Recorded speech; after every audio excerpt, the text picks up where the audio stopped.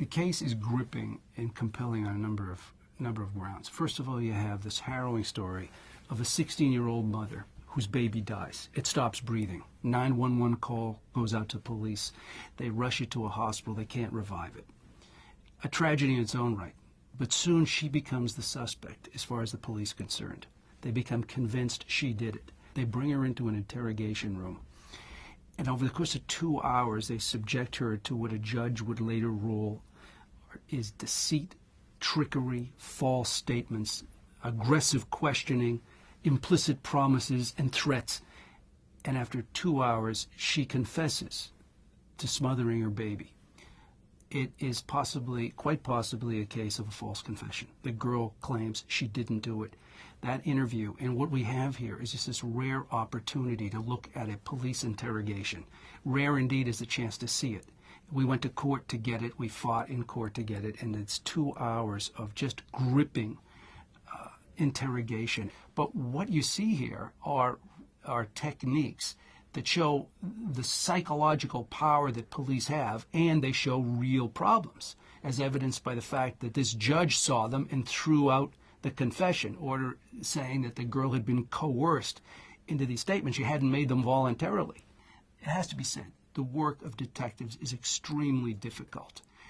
They have to ask questions that are confrontational. That's part of the job. They go in there, they have to press, because as a lot of cops see themselves, they speak for the victims, and only they sometimes speak for the victims. However, the job of prosecutors is to do justice, not to win convictions.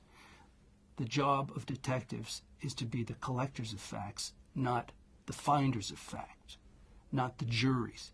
In this case, they came to a presumption, and it was a quick presumption that she was guilty, and that whole interrogation was geared toward either getting incriminating statements or the confession itself, which they did get. There was never a lawyer in that room. And this is how most, a great majority of the false confessions come about. The opportunity to see a police interrogation from start to finish is extraordinary. And it reveals the psychological pressure that can be put onto a subject, especially somebody who's a juvenile or mentally impaired, and the results that come about.